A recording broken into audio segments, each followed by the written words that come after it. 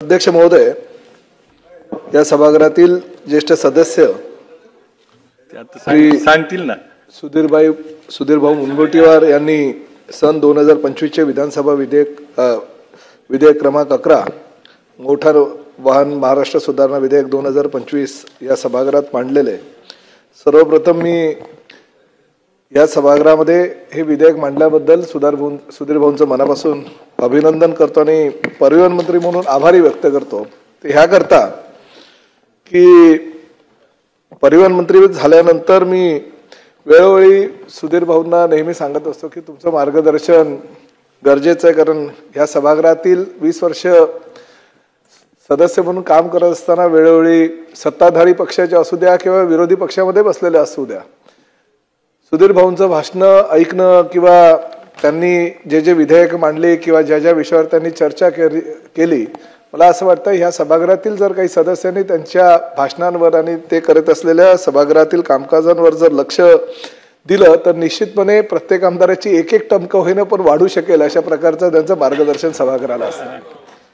आणि ही वस्तुस्थिती आहे। सुधीरभाऊ गेली 20 वर्ष आम्ही तुमच्याकडनं ते शिकतोय।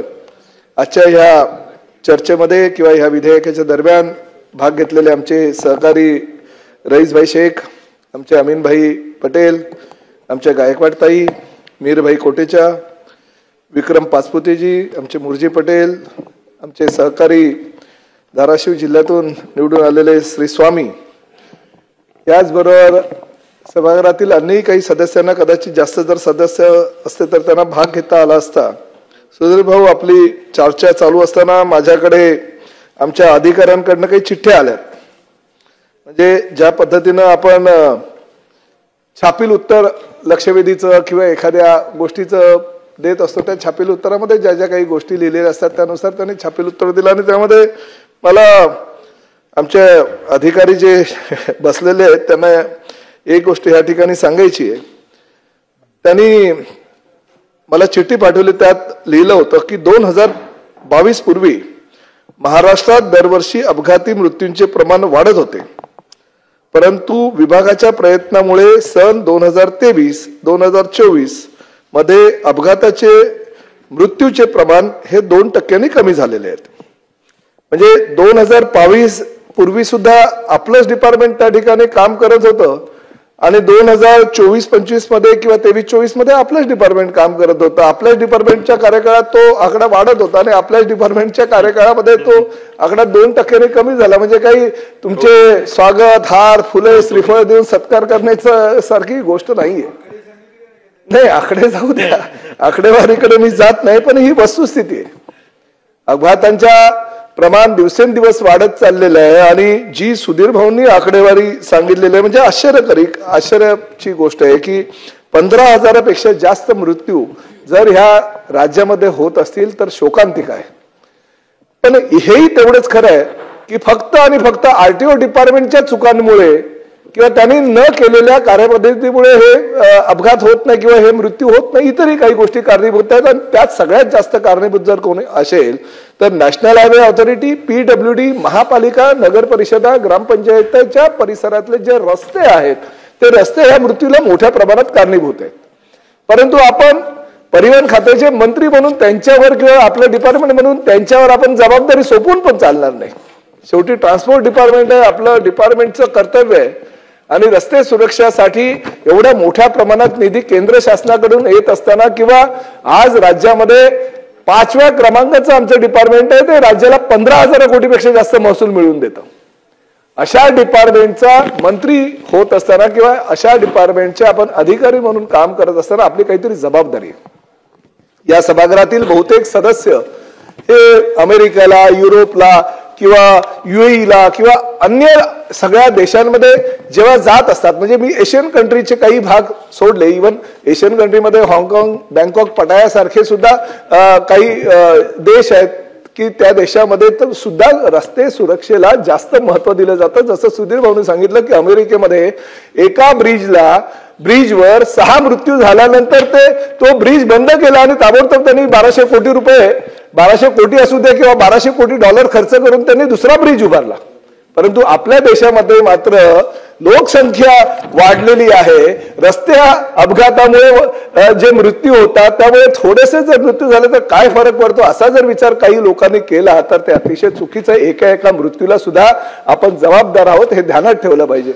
त्यामुळे परदेशामध्ये आपण जातो जेव्हा आपण शिस्त ही गोष्ट बघतो तेव्हा परदेशामध्ये फार मोठ्या प्रमाणात आहे. 80ची लेन असेल तर 80 मध्येच गाडी त्या रस्त्यावर जाते, लॉक केलं जातं. 100ची लेन असेल तर 100 मध्येच लॉक केलं जातं. किंवा 140चा जरी स्पीड असेल तर 140 मध्ये गाडी चालवून ड्रायव्हर मात्र हात बाजूला करून सुद्धा गाडी चालवू शकतो. अशा प्रकारची शिस्त त्या देशांमध्ये. आणि ती शिस्त असताना तुम्ही बघा की प्रत्येक देशामध्ये स्पीड ब्रेकर तर फार लांबची गोष्ट आहे. स्पीड ब्रेकर तर कधी मोठ्या मोठ्या रस्त्यावर नसतातच, मुळात हे गल्ली बोळात असणारे स्पीड ब्रेकर असतात. परंतु रिफ्लेक्टर, एरोज 5 किलोमीटर पासून सुरुवात होते की तुम्हाला ठाण्याला जायचंय ना, 5 kilometre, 4.5 kilometre, 4 kilometre, 3.5 kilometre, 3 kilometre करत करत करत करत ठाण्यापर्यंत तुम्ही येता तेव्हा तुम्हाला कळतं की ठाण्याला जात असताना तुम्हाला माहिती आहे की 2 किलोमीटर जवळ आल्यानंतर आपल्याला त्या लेन आपल्याला चेंज करायची आणि त्या लेन मधून आपल्याला राईट कडे जायचंय की लेफ्ट कडे जायचंय की सरळ जायचं हे आपण ठरवतो. आणि अशा प्रकारचे हायवेवर आपण एरोज लावले जातात, लाईट्स त्या ठिकाणी असतात. आपल्या पुढे मागे असणाऱ्या ट्रक्सवर मोठमोठे रेडियमच्या पट्ट्या असतात. आणि त्यामुळे ही शिस्त आणि त्यांच्या ट्रान्सपोर्ट डिपार्टमेंटची असलेली ज्या पद्धतीचं नियोजन त्यामुळे हे प्रमाण परदेशामध्ये कमी आहे आणि आपल्या देशामध्ये मात्र मोठ्या प्रमाणात आहे. मी सुधीर भाऊंना अभिमानाने या ठिकाणी सांगेल की सुधीर भाऊ, ज्यावेळेस मी ट्रान्सपोर्ट डिपार्टमेंटचा कार्यभार स्वीकारला त्यावेळेस मी आमच्या काही अधिकाऱ्यांची बैठक घेतली आणि ही जी आकडेवारी आपण सभागृहाला आज सांगितली तीच आकडेवारी मला आमच्या अधिकाऱ्यांनी 3-4 महिन्यापूर्वी दिली. त्यांना मी स्पष्टपणे सांगितलं की जो रस्ता सुरक्षेसाठी तुम्हाला निधी येतोय तो निधी इतरत्र कुठेही वळला जाता कामा नये. जशी तुम्ही कुठल्या कारणासाठी कुठला निधी किती वापरला गेला हे तुम्ही जे सांगितले ही वस्तुस्थिती आहे. तसा निधी वळला गेला.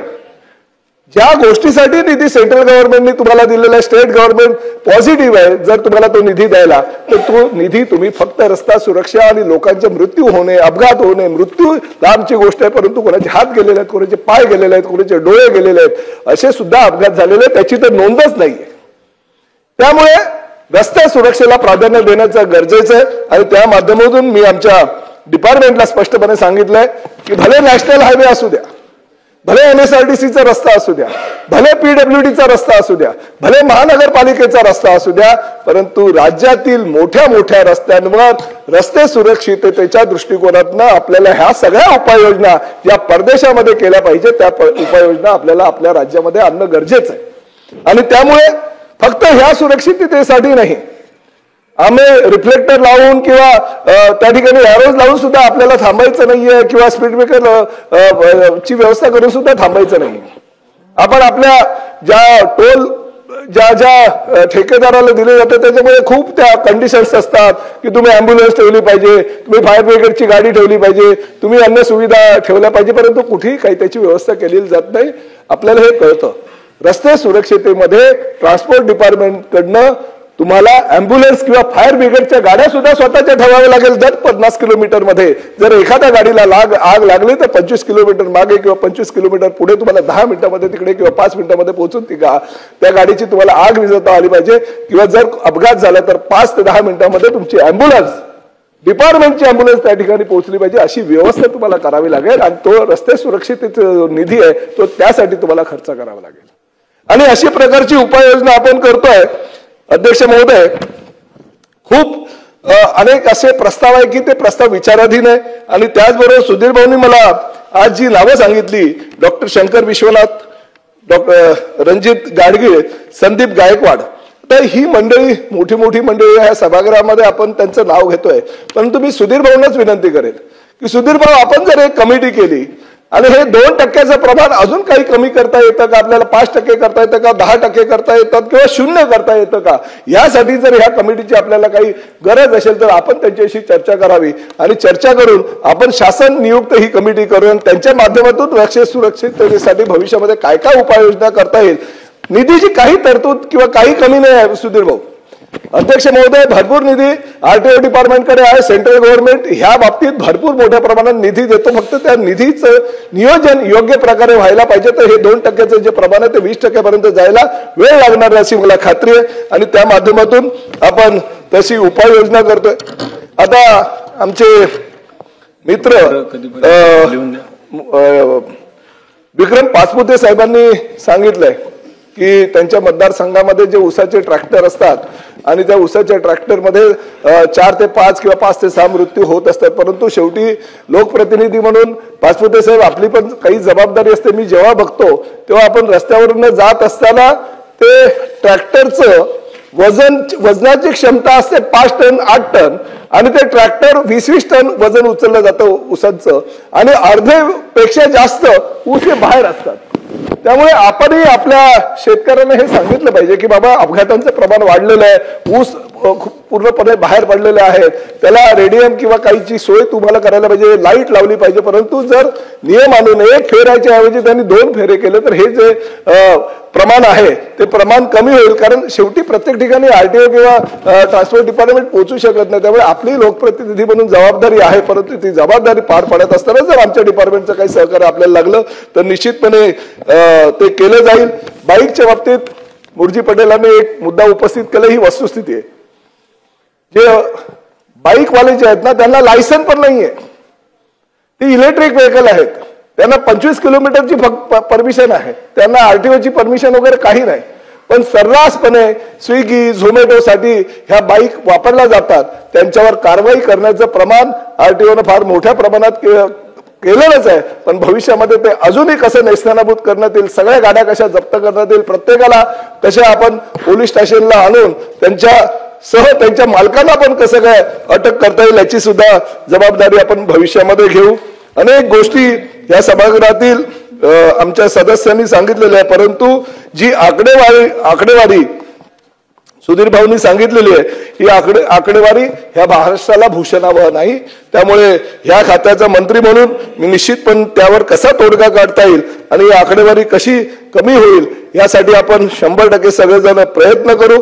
आज सभागृहामध्ये आम्ही नेहमी त्याला गुरुस्थानी मानतो. आमचे सुधीर भाऊ मुनगंटीवार यांनी जो या ठिकाणी आज प्रस्ताव दिलेला आहे किंवा जे विधेयक मांडलेलं आहे, मी विनंती त्यांना करेन की अजूनही काही आपल्या सूचना असेल तर आपण लेखी स्वरूपात द्या किंवा मला सांगा. त्या सगळ्या सूचनांचा विचार करून महाराष्ट्र अतिशय कमी प्रमाणात अपघात होण्याचं राज्य कसं होईल याची आपण खबरदारी घेऊ. आणि ज्या पद्धतीने तुम्ही रेडियमच्या पट्ट्यांच्या संदर्भात सुद्धा सांगितलेलं ऑलरेडी केंद्र शासनाच्या नियमावलीमध्ये तो विषय आहे. परंतु ते रेडियम सुद्धा अतिशय चांगले असावे. रेडियम मी मध्ये कर्नाटकला गेलेलो असताना कर्नाटकमध्ये ज्या पद्धतीने आम्ही रात्रीच्या वेळेस बघत होतो सगळ्या ट्रक टेम्पो बसेसना वगैरे रेडियमच्या पट्ट्या फार मोठ्या मोठ्या प्रमाणात लावल्या होत्या आणि लांबून सुद्धा दिसत होत्या त्या 50-50 फुटांवरनं. तर अशा प्रकारच्या चांगल्या क्वालिटीच्या रेडियम्स आपण आपल्या ट्रक टेम्पो किंवा इतर काही मालवाहतूक गाड्यांना लावू आणि तशा पद्धतीची आपण सुविधा करू. मी आदरणीय सुधीर भाऊंना विनंती करतो की आपण हे विधेयक कृपया मागे घ्यावं.